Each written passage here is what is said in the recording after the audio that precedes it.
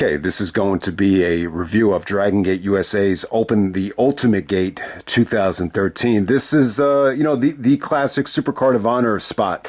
In most cases, I'll review a Supercard of Honor right before WrestleMania weekend. They're pretty much all set, so I wanted to go back and review this show. This is really, I would definitely say, maybe the best Dragon Gate USA, WrestleMania show that they did. So before we get into the review, I do want to touch on the weekend. I'm excited about the WWE WrestleMania shows. I think they'll be awesome. I don't really have a lot to say about them in terms of predictions. I just think it's one of those shows that, we could talk about a lot of the stuff in the actual reviews. But yeah, I'm excited about both main events. I'm sure some people have gripes about the Jey Uso situation, and it sucks that Kevin Owens isn't going to be wrestling. But I don't even know if Randy Orton has found a replacement. I guess it's Nick Aldis doing the substitute teacher thing, just like he did against Alex Shelley at Slammiversary a couple years ago. Maybe that's happening. I'm not even sure. But for this video, I do want to touch on the non-WWE stuff this weekend. All right, so since this is a Dragon Gate USA video, just wanted to bring to everybody's attention that Dragon Gate USA is running a show. It's called The Rebirth. I have no idea if Gabe Sapolsky is a part of the show. I really have no idea. But you'll get to see some familiar faces here. I don't think this is going to create any buzz. I don't think any of these non-WWE shows are going to, spark any interest. But hey, Rich Swann and Willie Mack are teaming up. You'll be getting Dragon Kid, Susumu Yokosuka, and Yamato tagging up in a 6-man tag against Shun Skywalker's team. I mean, hopefully this will be good. If there's anything worth checking out, I'll definitely touch on maybe some of the individual matches, at the end of the weekend. But, hopefully they put on a good show. So if you haven't seen it yet, this will be on Triller TV. I don't think it's officially part of the collective, but it's if you sign up for Triller, the Dragon Gate USA show is included with it. So hopefully they put on a good show. It's pretty cool, but at the same time, it definitely does feel like Dragon Gate is a thing of the past right now. What else is on this weekend? Josh Barnett's Bloodsport 13. I'm definitely going to review this. This will definitely be up before WrestleMania. I think the card looks good. Josh Barnett taking on Gabe Kidd. I think that's a hell of a matchup. Shayna Baszler is going to be on the show. I think J.R. Kratos and Karrion Kross, that's a hell of a matchup. Both guys are, very similar in terms of, the look and the build. I think that will be cool. The Charlie Dempsey match against Shinya Aoki, that should be interesting. Natalia Neidhart is going to be wrestling Yamashita on the show, so we'll see how Natty does in the Bloodsport environment. Layla Hirsch from AEW will be on the show, and then Timothy Thatcher will be taking on Pete Dunne. Zack Sabre Jr. Taking on Jonathan Gresham. So Zack is going to be in a lot of matches. He actually got his weekend already started. They ran a show called Streets of Rage. I think it's Defy. He actually wrestled Timothy Thatcher. So if anyone's seen that, let me know how that is. But Zack Sabre Jr. Jonathan Gresham, that should be a hell of a match. I said it in the Bloodsport mixtape. Gresham is awesome for Bloodsport. I mean, he had my favorite match in the history of Bloodsport. And, him and Zack Sabre Jr., hopefully this is pretty good. So I'm looking forward to that. Joey Janela's Spring Break. GCW, Joey Janela Spring Break. Zack Sabre Jr. is going to be wrestling the one called Manders on that show. I've heard of, I've seen this dude for a while now, the one called Manders. I can't really, place the face with the name, but we'll see what Zack can do against him. That should be interesting. Gabe Kidd will be taking on Mance Warner. Mance Warner is doing a lot of stuff this weekend. He's wrestling Kenta. Megan Bain's going to be on the show. Minoru Suzuki is going to be wrestling Matt Tremont. Sabu is making his return to take on Joey Janela. Fuego del Sol is taking on Atticus Cogar in a Mask versus Career Anything Goes match. I think the card looks okay. Masha Slamovich taking on Suzu Suzuki. I really think besides Bloodsport, I think if I were to pick one show that's like, going to be at least fun. I think the spring break show definitely has enough lineage and history to actually talk about. So we'll see what happens there. What else is going to be on this week in Progress? Progress is running a show as part of the GCW collective. This is Progress Chapter 179. Progress Las Vegas. I think it looks pretty interesting. Luke Jacobs taking on Michael Oku for the Progress World title. So Michael Uko is going to be in the area. So it should be really cool to see him. I mean, he's had some classics in the past against, Will Ospreay, as we all know. So it should be cool to see him. On the Progress show, the woman is pretty interesting. Nina Samuels taking on Rio, taking on Vert Vixen. That should be interesting. Who else is on this show that people will be familiar with? Minoru Suzuki's taking on Cara Noir. There's a WXW unified three-way match featuring one called Manders, Tate Mayfairs, and Marcus Mathers. Effie's going to be wrestling in what looks like a six-way, so I don't know. I mean, I don't know if I don't know how many people pay attention to Progress anymore. I know they were hot as hell, like almost a decade ago. But we'll see how the Progress show goes. So with DDT, so we have a DDT show. They're doing a DDT Comes to Las Vegas show. I don't think anything's been announced yet. So and they're also doing like a DDT GCW, TJPW Super Show here. Takeshita's going to be there for the weekend, so it should be interesting to see who Takeshita wrestles on the main DDT show. This looks like it's a mix of just everything. So Takeshita's going to be teaming up with Masha Slamovich here.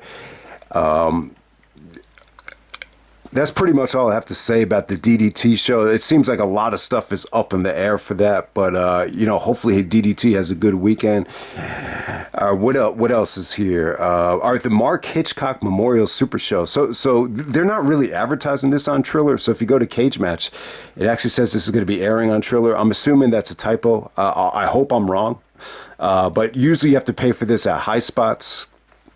Matt Riddle is going to be on the show. Ninja Mac is going to be on the show. Wrestling Masquerade Dorada. Flip Gordon's going to be in a 6-man tag, teaming up with Michael Oku to take on Bad Dude Tito, Shane Hastings, Zack Sabre Jr. That doesn't look bad. That looks pretty dope. Butterbean from WrestleMania 15 will be taking on Minoru Suzuki with Dan the Beast Severn. It's cool to see, but you can't expect anything like crazy from that. Mickey James is going to be on the show as well. So that's the Mark Hitchcock Memorial Super Show. There'll also be a show from Defy.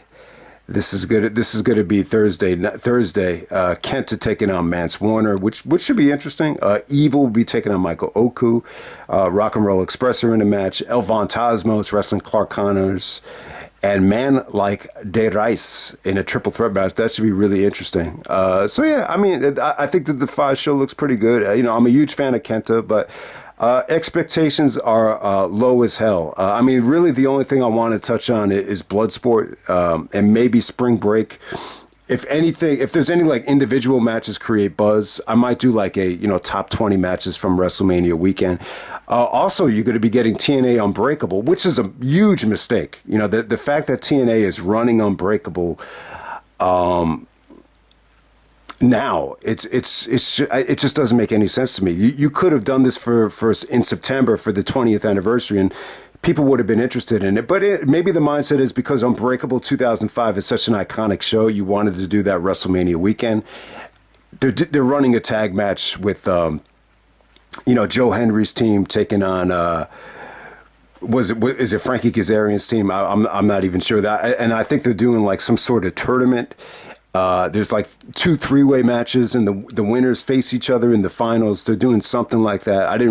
I really don't know about that show, Unbreakable, and they're running Rebellion in Vegas this week as well. So it should be an interesting week for TNA.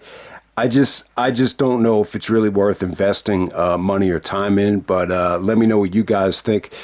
But yeah, and we'll transition to Dragon Gate USA in 2013. Okay, so this is Dragon Gate USA's Open the Ultimate Gate 2013. I was excited to talk about this, man. I think the Shingo Gargano match, it probably stole the show from that weekend. To be completely honest with you, so this weekend, this is WrestleMania 29. I think most people think Undertaker and Punk, was match of the night from WrestleMania 29. They also ran Supercard of. I was actually at Supercard of Honor 7. That was in the Manhattan Center at I think the Hammerstein Ballroom. Well, match of the night there, I really don't remember. That's when Jay Briscoe won the title from Kevin Steen. That was a great match. And then you had Michael Elgin, the Elgin match against Carl Anderson, which was pretty good. Carl Anderson had a lot of momentum at that time. I think he came off of the great match with Tanahashi. I could be wrong about that, but Supercard of Honor 7, it was good, but it wasn't like, I wouldn't say like, from a match quality standpoint, it holds up against some of the better weekends that Ring of Honor had. I still think maybe 2006, 2008, those are the best WrestleMania weekends for Ring of Honor.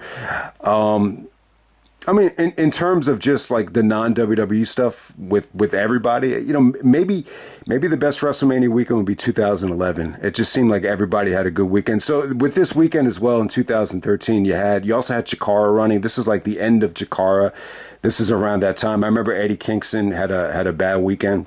He had a temper tantrum. It just didn't come off good. But yeah, I mean, I think Dragon Gate USA, this is really like the last time that, they delivered a memorable show. I think they kept on running shows until, 2014. But from my recollection, this is like the last Dragon Gate USA show I bought. And, because Gargano and Shingo knocked it out of the park. I think it's a near 5-star match. I mean, I was actually excited to watch this back because I just remember it being that good. Maybe the second best Dragon Gate USA match of the decade, maybe the best. You could definitely argue that. I still think it's up there with Gargano's best match ever. I mean, he's had a phenomenal run in NXT. I mean, his NXT run was great, and the Cole matches were really good, if not great. And he had a match with Tommaso Ciampa, I think 2018 WrestleMania weekend, which I think I gave that 5 stars. But this Shingo match is awesome. He actually turns heel in the main event. It's definitely worth checking out. But let's get on to the show. This is from Secaucus, New Jersey, the Meadowlands Exposition Center. So this is like right outside the building. They, Ring of Honor chose just to run in New York City, but they're running like right, outside Giant Stadium here at MetLife Stadium, whatever it's called. We have an attendance here of 1,000. This was on April 6, 2013. This is from WWN Live. So if you wanted to watch the show, you could, you had to go to WWN Live. I never really got into this site. I think at first with Dragon Gate USA, when they started running the pay-per-views, they felt like a huge deal. They were running one at a time, and then eventually they started to run triple shots, and it was too expensive, and you really didn't know which show to buy, and I think that was the biggest mistake. And then at the same time, the DVDs took forever to come out, and I don't think they ever really found their groove in attracting people to actually buy these shows, 3 in one weekend. It was just a little bit too much, and then they just started to lose buzz over time. We have commentary by Lenny Leonard, who a lot of people think, oh, he's just calling moves. There are times where it just feels like he's calling moves. Joey Styles is a little bit different. I think Joey Styles was a mix, but yeah, I think Lenny Leonard would be one of those guys that, you could definitely make that classification. But Gabe Sapolsky. I wanted to say this about Gabe Sapolsky. Everybody knows I'm a huge Gabe Sapolsky fan. I do feel I would kind of use the analogy. It was almost like when Death Row lost Dr. Dre. I feel like it kind of had that same effect. I mean, maybe not as bad. It's kind of tough to compare both, but hey, I really think Gabe, was good at, finding talent, working with talent, the experience from ECW, so you get the best of, not the best of both worlds, but you get you get a little bit of both here with the good version of Gabe Sapolsky, where the match is definitely delivered. I just think you got your money's worth. Like, this felt like a WrestleMania show that really moved the needle. But then at the same time, there's a lot of stuff that just, some of the angles felt flat. Some of the matches dragged. I think there's severe pacing issues.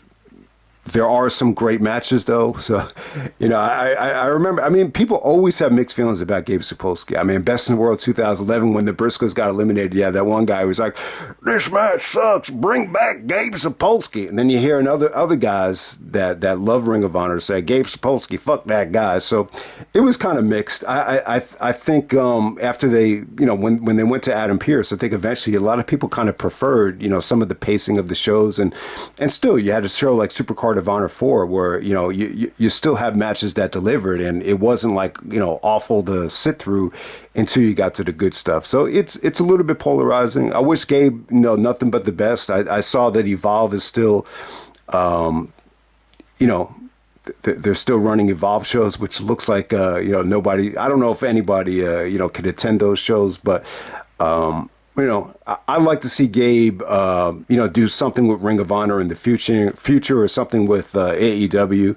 I would assume that he's still working with NXT or WWE, but hey, wish him nothing but the best, man, because I think he was great, for Ring of Honor back in the day. But there's definitely mixed feelings about that. But let's get right into it, man. The first match tonight, we have Rich Swann. This will be a quick review. I know WrestleMania is coming up, so this won't be as in depth as I normally get. But we got Rich Swann taking on the Brian Kendrick. Yeah, kind of rough to watch. Swann is still trying to find it at the time.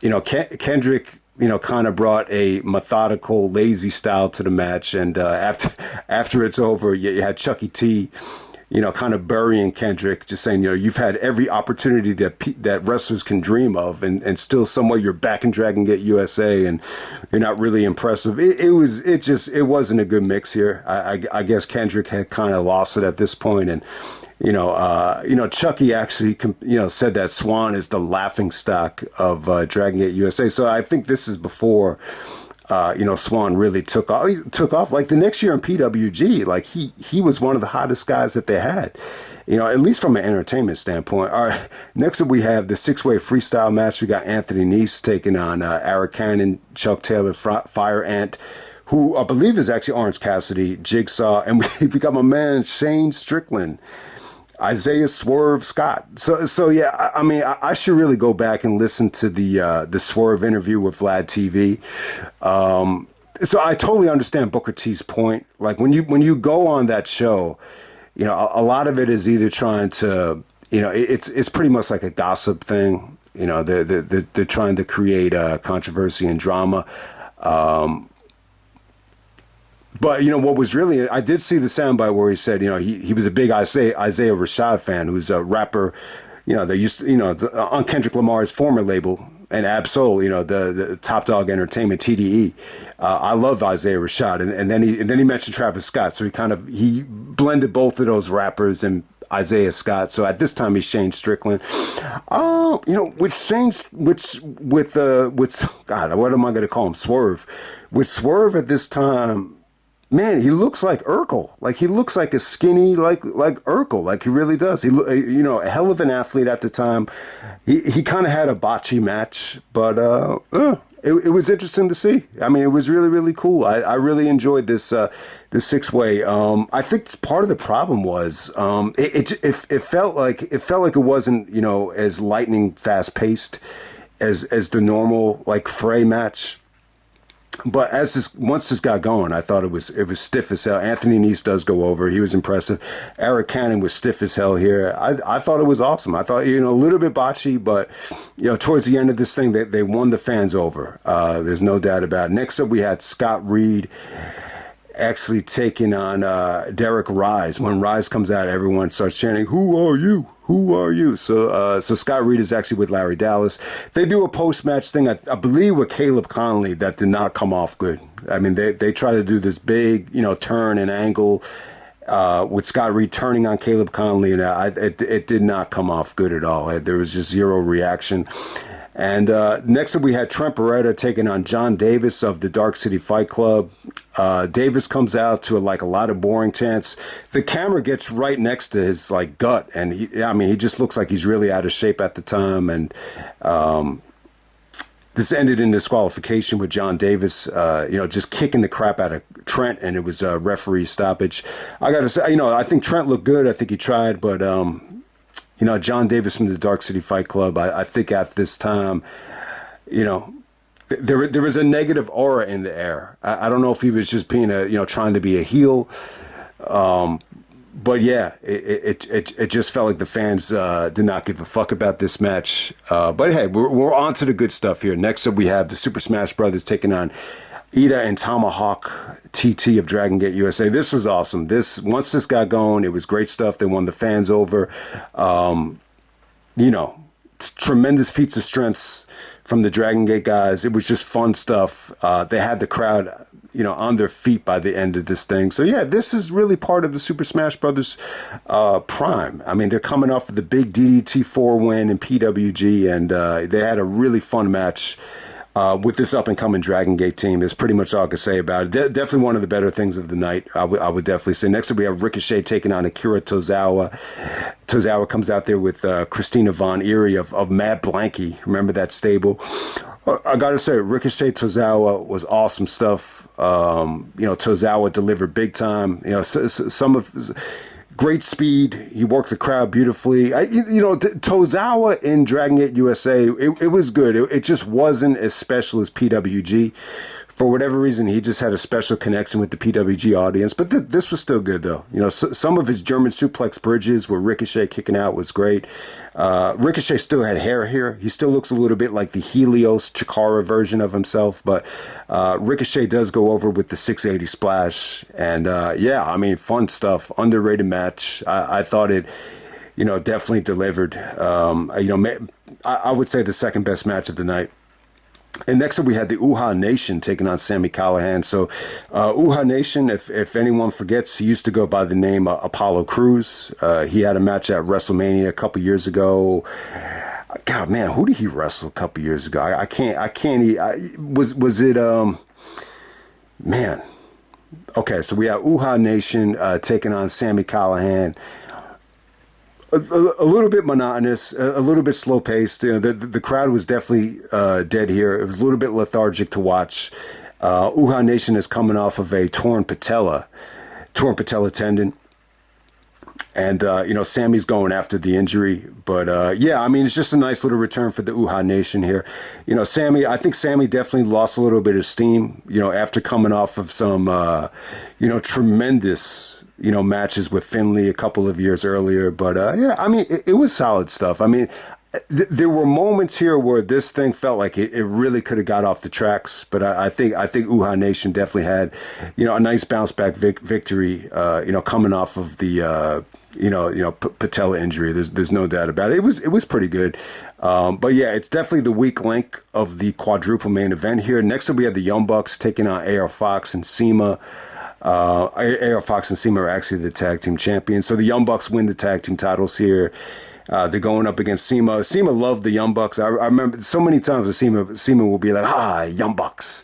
So, CIMA seemed like he was really supportive of the Bucks, but the Bucks are heels here. They win the tag team titles. I think the Bucks were in their prime. I think they were young. I think they were cocky. Nick Jackson did a lot. It was funny. He was actually bragging about how he was the best in the world, and then there was a CM Punk chant. So that's interesting. And this was in 2013. But yeah, fun stuff. This to me, this is prime Young Bucks. This is before AEW, but this is, they really wrestle for everybody. When you think about it, Chikara, Dragon Gate, PWG, ROH.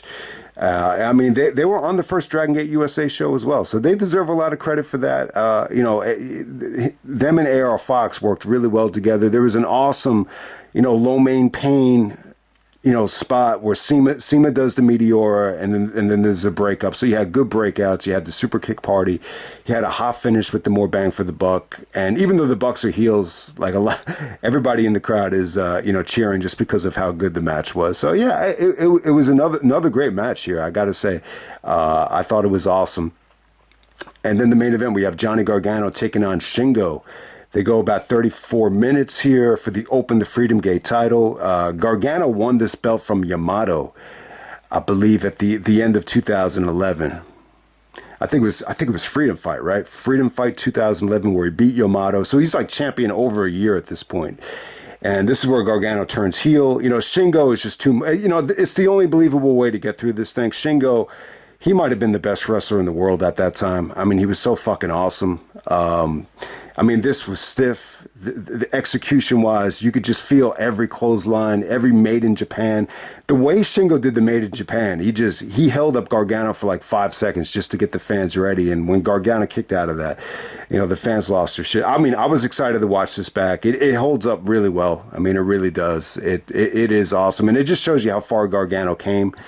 What was it, 4 years? Not even 4 years earlier. He's like the goofy guy on the pre-show, just kind of, making weird videos. And now he's going toe-to-toe with Shingo. I mean, this still might be Gargano's best match. I mean, this is an example of a match just giving you everything you wanted. You just feel every clothesline, every kick out.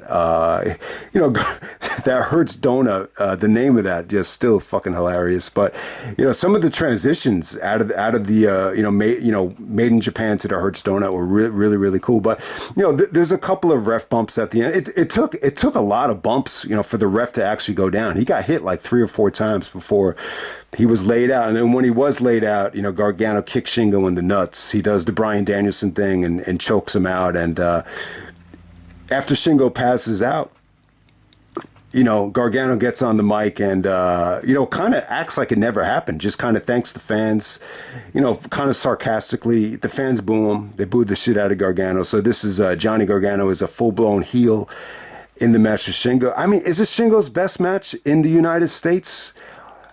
Oh man, the Danielson matches were awesome. The Davey match was good, but I would say that this is probably just as good as any, Shingo match in the United States. The Morishima match was like, Shingo's coming out party, but I'm a huge Shingo fan. Obviously, he would make the transition to, New Japan over the next couple of years, and, anybody could have a great match with Shingo. We know that, but I think this really shows Gargano's growth. I'm not a huge Gargano fan, but it's a hell of a story, though. He is a hell of a wrestler. I know he's a little bit on the small side. They were even talking about how, it doesn't matter how fat you are, or how small you are, or how whatever you are. Gargano's proven the doubters wrong. So even though in the WWE, I know he wanted to get that SummerSlam match in Cleveland, so he definitely deserved it. And I just don't like the way he's been used, especially with the Motor City Machine Guns. It feels like they're just kind of on WWE shows just to fill time or to buffer matches like they did at the Rumble. So hopefully they could get some more out of Gargano. He is a phenomenal talent. Not the biggest like Gargano fan, but hey man, this match with Shingo, I would say the match of the weekend for WrestleMania weekend in 2013. So if anyone was there live, I know a lot of guys were there live for those shows. The only show I went to was Supercard of Honor 7. I looking back on it, I kind of wish I had went to this show. I think this would have been cool, but this is pretty much it. I think Dragon Gate USA, after this show, they really didn't I just don't think people were really into them again. And, maybe they kept running shows until the beginning of 2014, but, eventually they just kind of focused on Evolve. And then the Evolve shows just, got bigger and, not bigger and bigger, but they just kept on running more and more Evolve shows, and they dropped, the Dragon Gate thing. But, the Dragon Gate USA, the quality was good. I wish Gabe could have stayed in Ring of Honor. I think that would have been my preference. You could only imagine how good, Ring of Honor would have been if you had gotten guys like Gargano and Ricochet and, the Young Bucks and, both companies had kind of merged. I think it would have been awesome at the beginning of last decade, but we'll never know. We'll never really know. I know some people actually enjoyed Ring of Honor in 2009, trying to go to HDNet and bringing in Cornette, and I mean there was a lot to like there, but I think once they made the sale to Sinclair, it was never quite the same for me, but. I think I've kind of beat that into the ground, but we'll just end it right there. I hope everybody enjoys WrestleMania weekend. But yeah, look out for the Bloodsport review. That will be dropping maybe spring break. But I'm not going to make the same mistake I made in 2023, where I saved WrestleMania for last. That was an awful decision. I don't know what it was, man. I thought that weekend was going to be awesome, like with the GCW collective. I thought it was like really going to be good, but it's cheap for a reason. Like that's the problem. Like it's only like $7.99. You get all those shows. Like if these were going to be great shows, they would make you spend the money if they were going to have that kind of talent. You know what these shows feel like to me? You get it. You're going to get Zack Sabre Jr., but I mean, who else can you really get excited about? Maybe Michael Oku, maybe Kenta. You know what it feels like? It feels like the Angels, the Los Angeles Angels with Mike Trout. It's like you got Mike Trout, who's the best player in the game, maybe still, but they're not going to make it to the World Series. Like it has that type of feel to it. But we'll see what happens. I'm excited about WrestleMania though. My man John Cena as a heel. Hopefully he wins the title. I'm out. There'll definitely be top WrestleMania matches tomorrow with the pay-per-view themes. But yeah, let's end it right there. Dragon Gate USA, and I'm out.